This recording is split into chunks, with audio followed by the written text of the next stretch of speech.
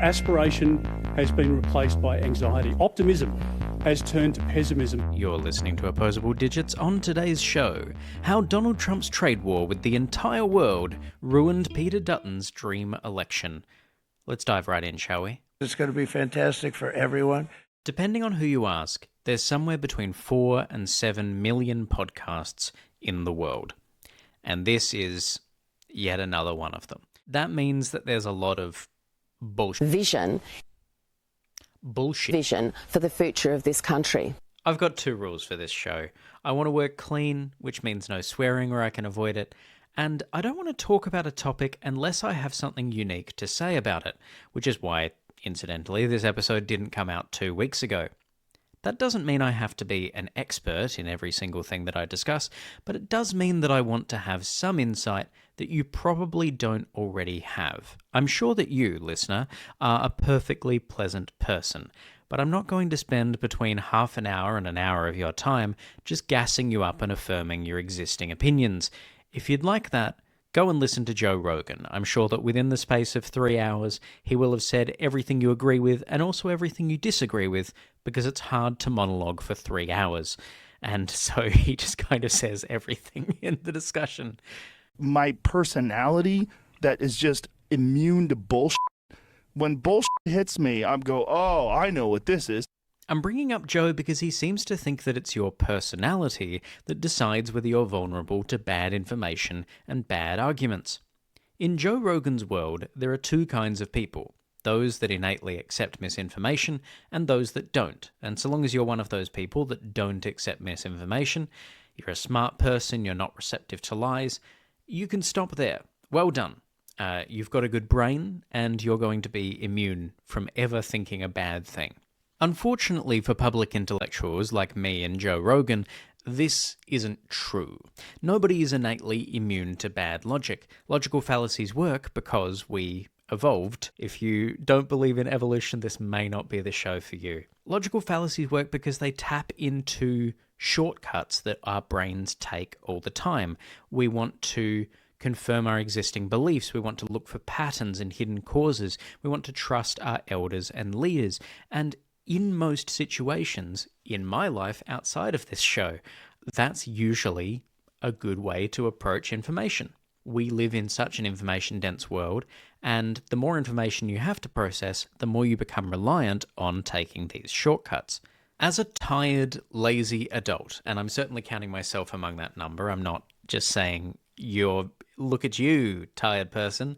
It's embarrassingly easy to have preformed conclusions about how the world works and what politicians are like and what voters are capable of, and then just jam those conclusions everywhere you can fit them. I can't count the number of times that I've caught myself, just over the last couple of weeks, typing capitalism, shrug emoji, into whatever group chat happens to be complaining about AI or climate change or the Star Wars prequels. It's a natural response to an overwhelming world to say, well, I have this system of understanding it that seems to have worked thus far. Why not just apply that here? But on this show, I'm trying to avoid falling into the podcast logic of shows like Joe's, differentiating myself by at least playing at being a bit of a journalist.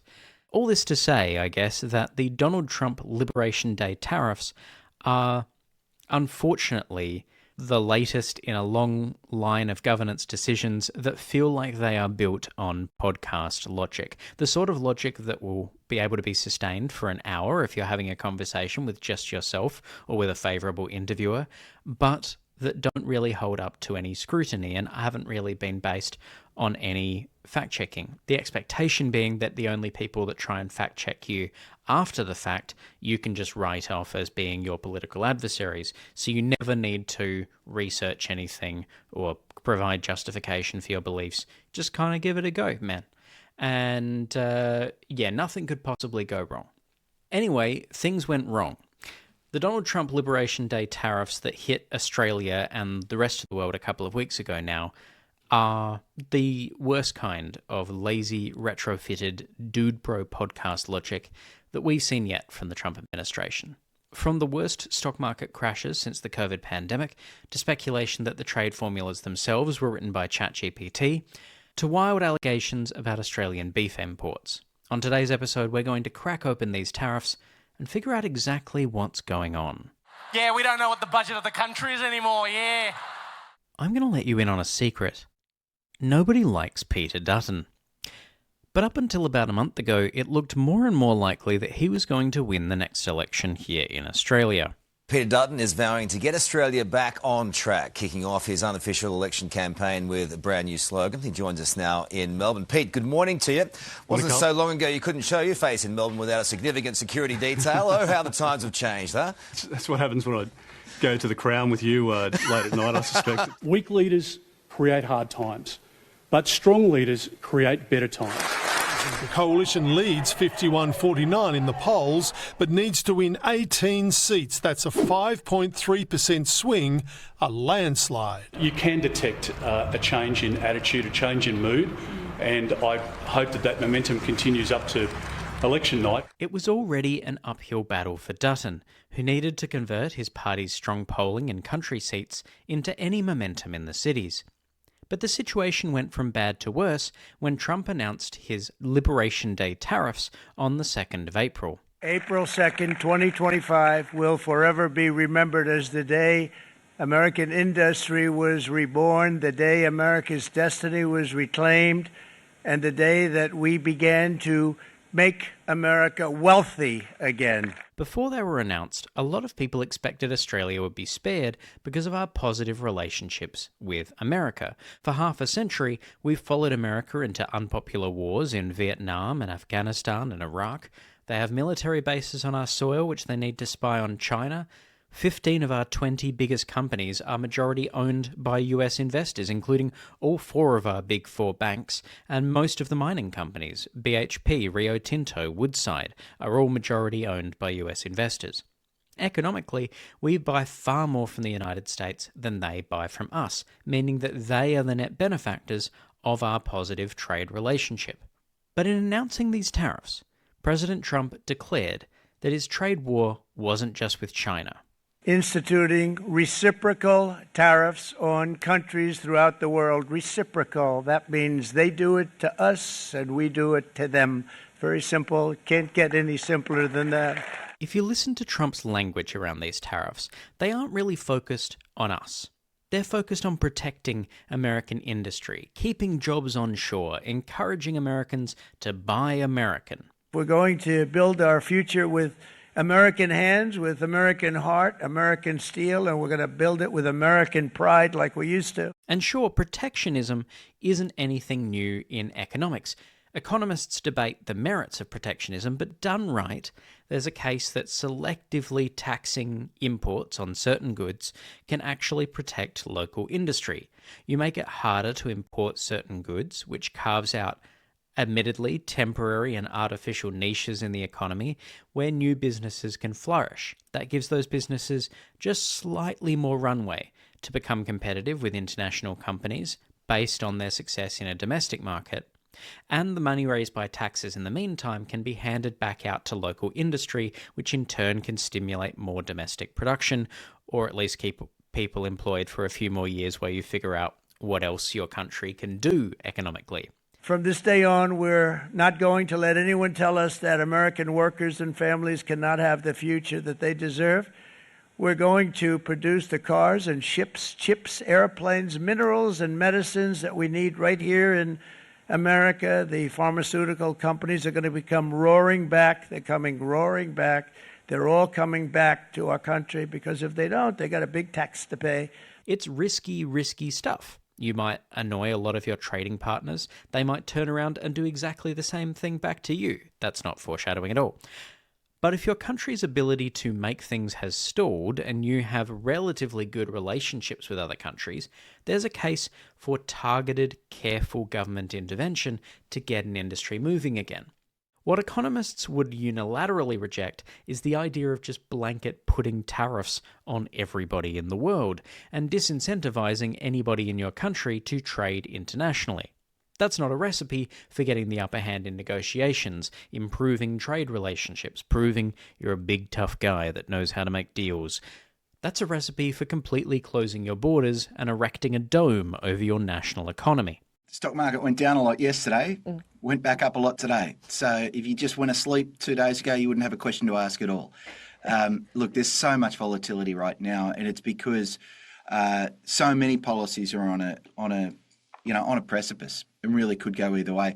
The US is fighting 192 separate trade wars, whereas for other countries, whether it's China, the European Union or Australia, we're only fighting one trade war. And so that means each of those entities has lots of other trading partners and therefore lots of other ways of avoiding the worst of the disruption.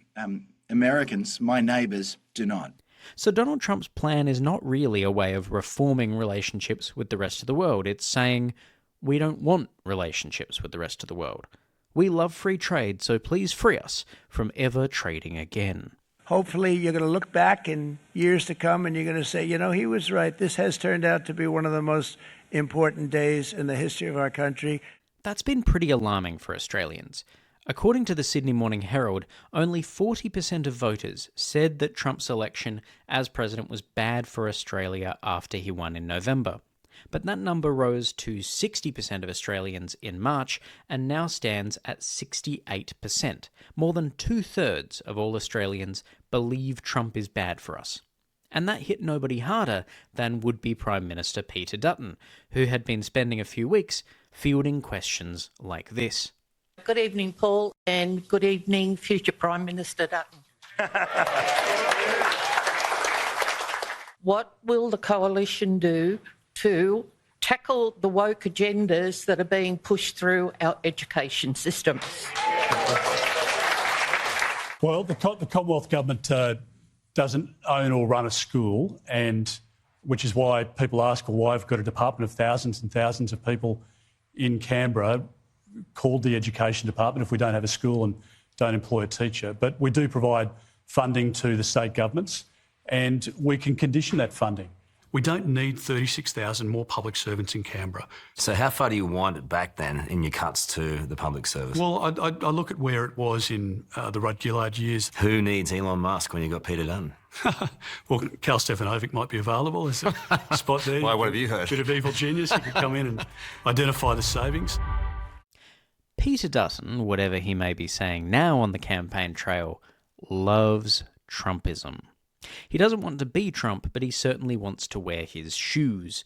Peter Dutton's big idea for Australia will sound familiar to Trump fans. First we ban woke, then we get rid of all the immigrants, then we prop up whatever companies start to fall over as a result. We'll create a Department of Government Efficiency to cut back government waste, and we'll staff it with a bunch of private consultants that aren't answerable to Senate estimates committees. And by God, we will never stop burning coal and gas, because we love a sunburnt country girt by sea, and we want it to be more burnt and more girt than ever before. Yeah, it wasn't anything. You're about to be, have water lapping at your doors.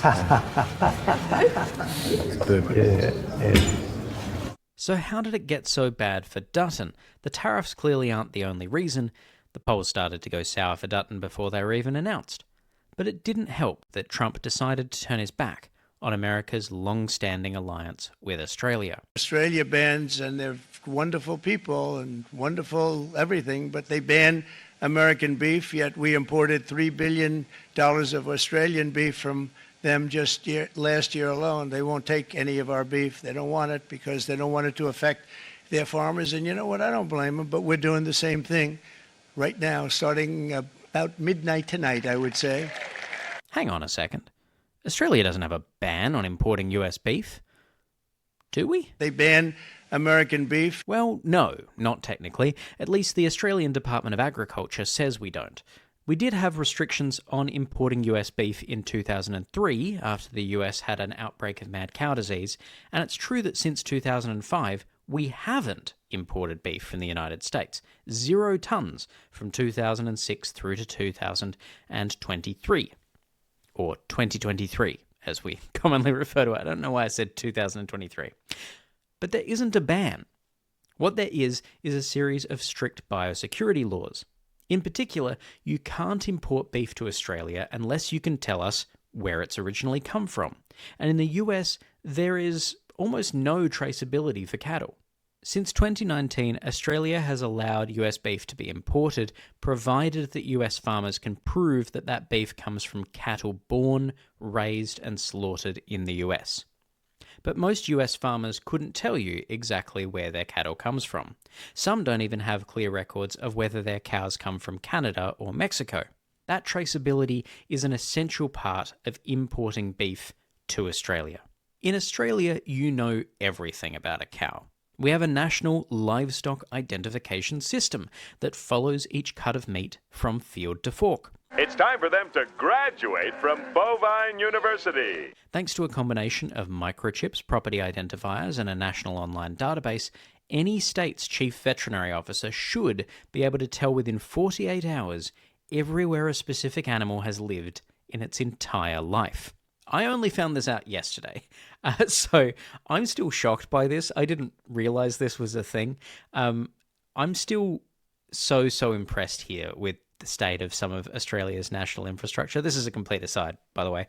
But, I don't know. I think there is a Trumpist patriotism or nationalism that suggests, America is better than every other country in the world. And I don't feel that way around Australia. I don't think we are the best in every field all the time. But my God, we have some of the world's best databases. And I do want to just take a moment to say, if I can have a moment of patriotism, Australia has some of the best databases in the world. How bloody brilliant that we have a national livestock identification system that is so effective at tracking beef. Well done, cattle farmers.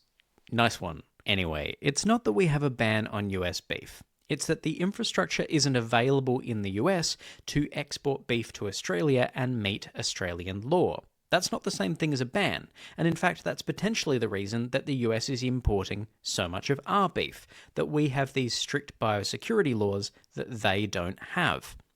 Incidentally, this is sort of the kind of protectionism that I was talking about earlier that I would support. Free trade doesn't always make sense for products that aren't actually of equal quality, and free trade can drive down the incentive to create things like a biosecurity traceability infrastructure.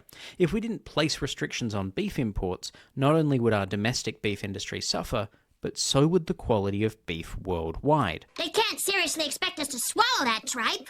Now is a special treat courtesy of our friends at the Meat Council. Please help yourselves to this tripe. Nevertheless, Trump has put forward these tariffs, and they're not just tariffs on beef, obviously. They're tariffs on everything. He would like to frame it as something that's very rational and reciprocal. That's a word that he used in that pull quote we had earlier. Reciprocal tariffs. They do it to us and we do it to them. But it's not actually in retaliation for what Australia is doing. He hasn't taken detailed notes on what everyone is importing or exporting to the US. He hasn't commissioned documents where people can research exactly what industries are doing what. Or he wouldn't have put a 10% flat tax on every country the US trades with. It's a 10% tax on all imports from everywhere that then is increased by the amount of a trade deficit the US has with that country. In simple terms, if a country sells more things to the US than they buy from the US, then there is a trade deficit. And according to Donald Trump, that means the US is losing out. It doesn't matter what they're selling or what they're buying. Why is it important to import the same amount of wine as we export aircraft? But ignore that. Donald reckons they're clearly ripping off the USA, so those countries get higher and higher tariffs. Okay, I don't agree with it, but sure. But in Australia, we have a trade surplus. We actually buy a lot more from the US than we export to them, beef being a notable exception. So that 10% tariff should in fact be negative. Trump should be subsidising Australian imports, spending money to encourage Australian imports. This policy, unfortunately, does not work both ways, and we get hit with a 10% tariff regardless. It's a very simplistic way of coming up with your tax policy, especially because this is something that Donald Trump campaigned on before he was elected the first time in 2016. If we Republicans choose Donald Trump as our nominee, the prospects for a safe and prosperous future are greatly diminished. Let me explain why I say that. First, on the economy. If Donald Trump's plans were ever implemented, the country would sink into prolonged recession. A few examples. His proposed 35% tariff-like penalties would instigate a trade war, and that would raise prices for consumers, kill our export jobs, and lead entrepreneurs and businesses of all stripes to flee America. His tax plan, in combination with his refusal to reform entitlements and to honestly address spending, would balloon the deficit and the national debt. So even though Donald Trump has offered very few specific economic plans, what little he has said is enough to know that he would be very bad for American workers and for American families. But you say, wait. Isn't he a huge business success? Doesn't he know what he's talking about? No, he isn't. And no, he doesn't.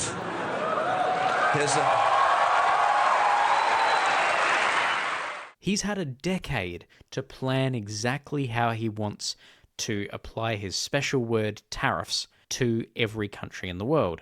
So where does that 10% figure come from? And what about all of these other numbers? Why is China getting a different number to New Zealand, getting a different number to, etc., etc.? Well, I'd like to tell you that there is a grand unifying formula that makes sense. But the truth is, we do have that formula, and it doesn't. I don't know, it's just weird. The whole thing reeks of mathsiness, which is where you can dress something up in the trappings of mathematics to make it look more legit, make it look more earned or worked out or, important, when what you may have done is just come up with an idea and then made it look more mathsy as a way to convince people you've put maybe more thought into it than you actually have. It is incredibly simplistic, and this has led some journalists and other, curious internet sleuths to suggest that the formula the Trump administration have come up with is based on ChatGPT or another AI model. It seems that if you prompt ChatGPT or Claude or Grok, a few of these large language models, with a question about how you might apply reciprocal tariffs to every country in the world if you were the US government, you get results that are startlingly similar to the policy that was put forward by Donald Trump. Now, I don't know how much I buy this, because, yes, it could be a person lazily going to ChatGPT and asking them, or it could be a person lazily coming up with a formula based on a limited understanding of economics. I actually don't think what matters is whether it is AI or human error. I think the problem is the lazily. The formula is bad, and they should feel bad. The music's bad, and you should feel bad. Wherever the formula came from, it has had a devastating effect on the US stock market and a flow-on effect for the Australian stock market. As I mentioned earlier, 15 of the 20 largest companies in Australia are majority owned by US investors. So that means that any negative impacts on the US stock market might scare investors that also have investments in Australian stocks.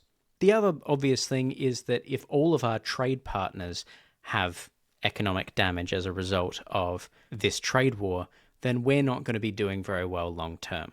For Australians, a silver lining to Trump's unilateral tariffs is that beef exports to China are booming, with nearly 22,000 tonnes of grain-fed beef shipped to China in February and March. That's a 40% increase over last year's figures. And exporters here are hoping that reciprocal tariffs on the US make Australian beef and other goods a more attractive proposition in the short term for China. In the long term, however, a trade war between two of our most important trade partners is never going to be good for the Australian economy. And this has led a lot of people to be worried about their investments, to be worried about their superannuation. Any one of us that has super is invested in the stock market, because that's how super grows over time. It's a long-term investment, but for people that are looking to retire now, or for people that are looking to access their super to put down a payment on a home. I don't think you should do that personally, but people that are looking to do that might see that their super has reduced. And this will have flow-on effects not just for people that are looking to retire now, but also for other people in the economy. If you've been planning to go for your big promotion later this month, you might find that the person whose role you are going to move into decides not to retire right away. So this is something that we're going to see flow-on effects from, not unlike the 2008 financial crisis. I think that it will not be exactly the same, obviously, but there is some really concerning economic fallout from this, and it feels at the moment that Albanese and Dutton are continuing to squabble over small figures, sweating the small stuff. Who can best balance the budget? Who can best keep inflation down? Australia's economy is being battered about by international forces that are increasingly tied to diplomacy and national security rather than the economic benchmarks of the last few years. Having a surplus, raising more in tax than you spend, may not be super important. It may actually be important to spend all the tax money you get in order to find some economic stability for Australians in the future. When the dust settles, it will be the governments that we choose to work beside and those we choose to ignore that will hold our decisions in their own national memory. And that doesn't just apply to China and the US. Australia could have an opportunity here to redefine ourselves once more as a regional leader, capable of galvanising the interests of our local trading partners and finding new opportunities in the relationships dismissed by the US government. We could also trundle along in Trump's footsteps, cleaning up the mess made in his wake, and prove ourselves America's best friend forever through even deeper deference to the stars and stripes. God bless you and God bless America. Thank you, everybody. Early in the Trump presidency, Australians didn't like Trump, but we knew that our next PM was going to sit across the table from him, and 34% of Australians actually said that Dutton would do a better job than Albanese at dealing with Trump, while only 18% said that Albanese would do better than Dutton. We shouldn't be taking a literal interpretation of every word that's said. It's hard to know the difference. Well, but I think if you've watched him and you've listened to him and you've understood the nuance for a period of time, I think you can build a very strong relationship. And I think we have to. The President's a deal maker. He's a thinker. He brings people together. The transaction has been his life. I mean, that wasn't Bush 41 or 43 or Obama or Clinton. Never conducted themselves in this way. So it'll take time to recalibrate. Now that equation has flipped. Trump has effectively said he wants nothing to do with us, so we need a leader that's willing to be both charismatic and creative, mending our relationship with America. I don't know how we broke it, but we have to mend it, while building bridges to other people and other markets. And that's just not going to happen with a guy that's pulling from the same playbook as the American president. From what Australians have seen thus far, they'd be forgiven for thinking that you are right up Donald Trump's vision. Well, that might be a Labor line. In the polls, Peter Dutton individually is tanking the coalition's approval rating, while Anthony Albanese is actually improving Labor's approval rating. Comparing just the two major parties, more people approve of Anthony Albanese than approve of the Labor Party, but less people approve of Peter Dutton than approve of the coalition. So the two leaders of the major parties, just weeks out from the election, are dragging them to their inevitable electoral results. But never say never. Maybe Dutton will find a way back. To your elbow, happy retirement. Oh, Peter Dutton. Australia is at a crossroads. It feels like the election is a done deal. But what diplomatic deals will be done after the election will still be affected by the last couple of weeks of this campaign. So we ought to watch closely and use these weeks to continue holding our leaders to account. It may be that the Labor government end up getting into power relatively smoothly. It may be, as seems more likely according to the polls, that Labor win but in a minority government. But unfortunately in politics, politicians mainly listen to us at this time.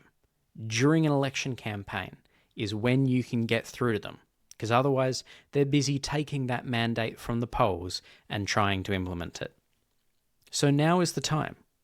If you have opinions on who Australia should be allied with and who Australia shouldn't be allied with, now is the time to be talking about that.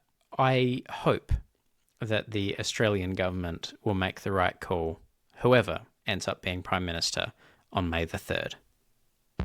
Thanks very much for listening to Opposable Digits. My name is Justin MacArthur. I am the host of this show, but also the founder of P. Zinner & Co., a podcast hosting company based here in Adelaide. We have plenty of other great shows on the network. You can find more of those at pzinner.com.au. We also run regular networking events once a month. Check our Instagram for more details on that. I'd love to know what you'd like me to discuss after the election season. Get in touch on the Instagram at DigitsPod. Feel free to go and leave us a rating in your podcast app of choice, and I'll catch you in the next one. The number you have dialed is not in service at this time. Having opposable digits helps in grasping things. Anyway, it's a bit much.